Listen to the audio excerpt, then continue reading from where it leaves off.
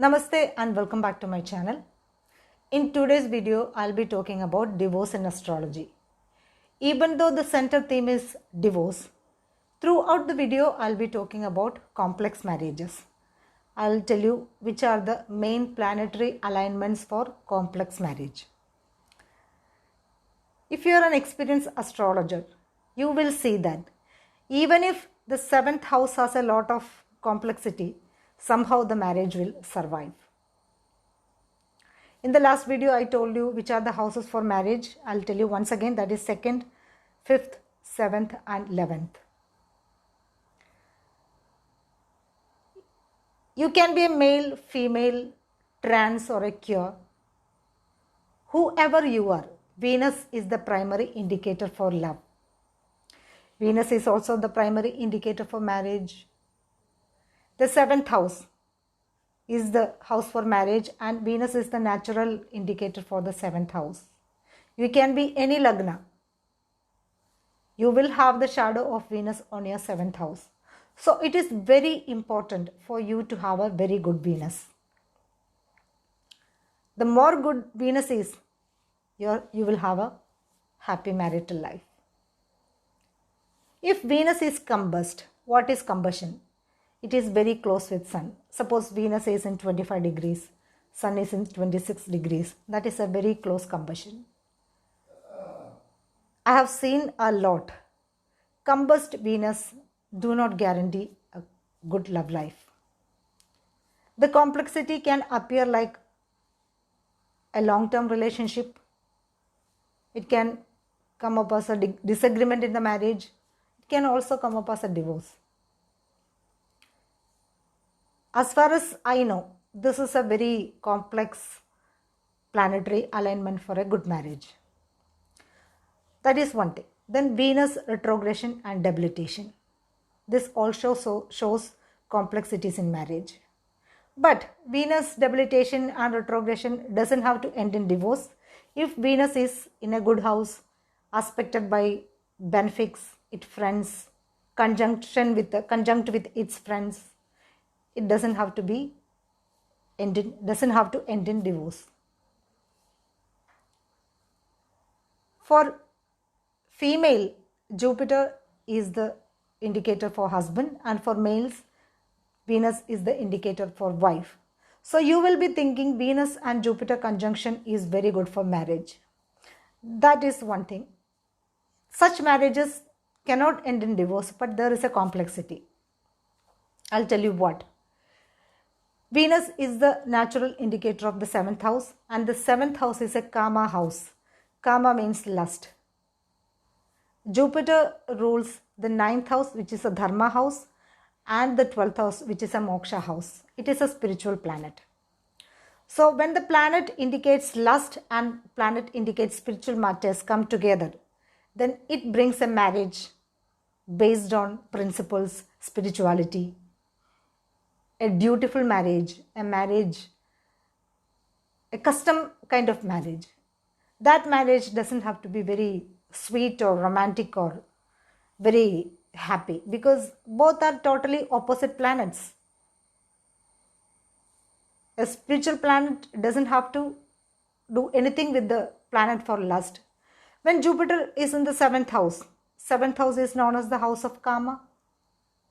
When Jupiter, the spiritual planet, comes in the 7th house, that also shows a very strong marriage, but a marriage without any romance or sweetness, or it can be a very dry marriage.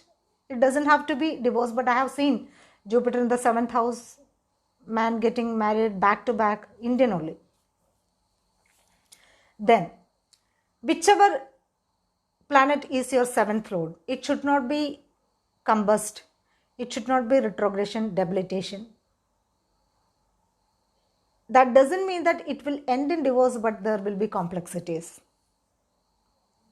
Hot planets, Mars and Sun in the 7th house also showing complexities in the marriage. But all these things will decrease. The negativity of all these things will decrease as you grow older.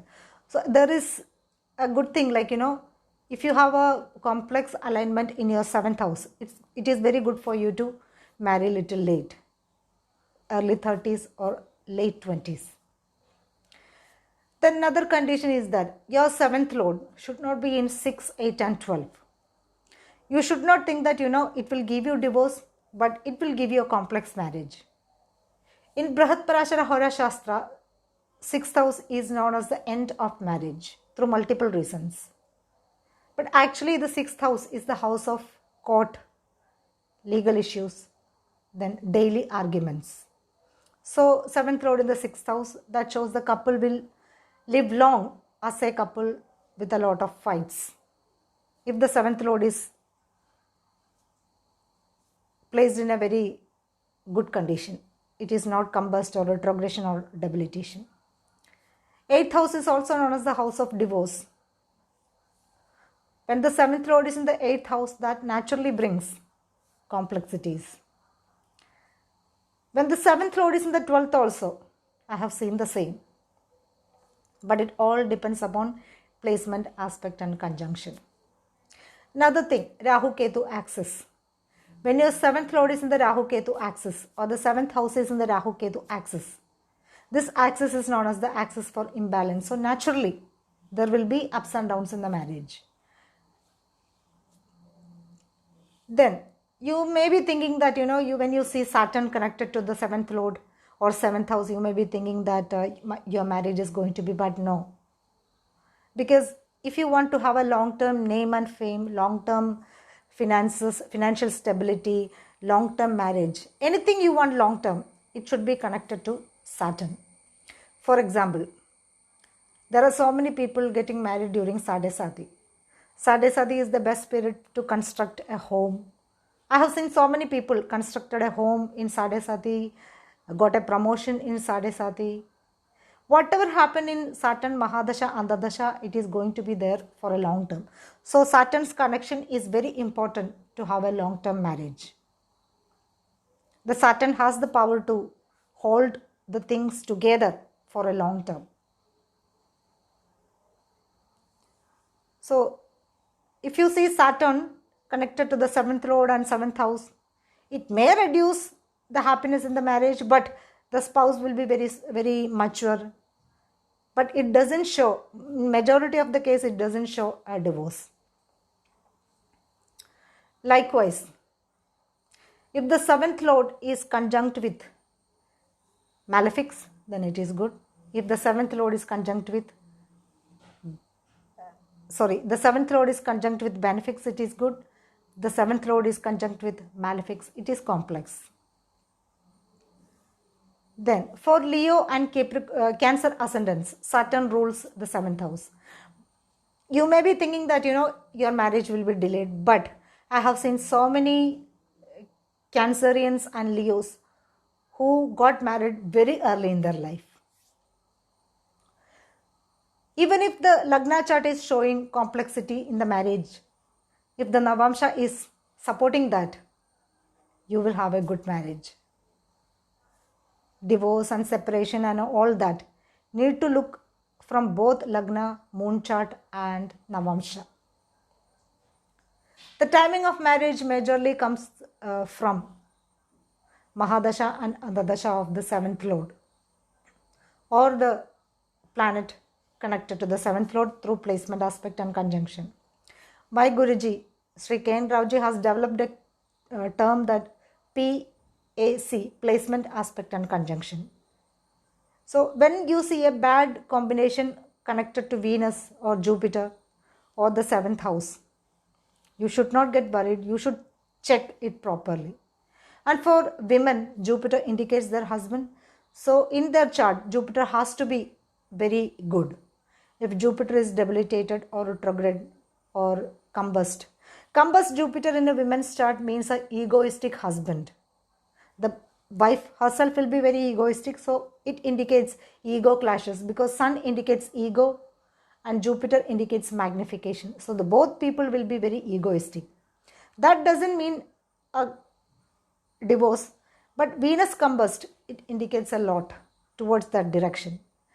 If the Jupiter is retrograde or debilitated, that indicates the women will have a very complex man who doesn't know how to handle his knowledge and finances. So all these things you need to check carefully.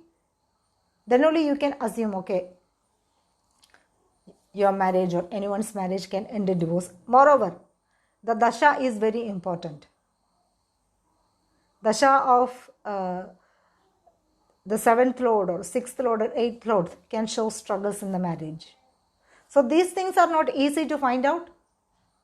It will take some time to make you understand. It will take some time for you to understand how the divorce process can be tracked through astrology. I hope you understood this. I'll come up with another video very soon. Thanks for watching me. I have a website, astrogospel.com. I'm writing various blogs in my channel. I write for prokerala.com and truthstar.com for monthly and weekly horoscope.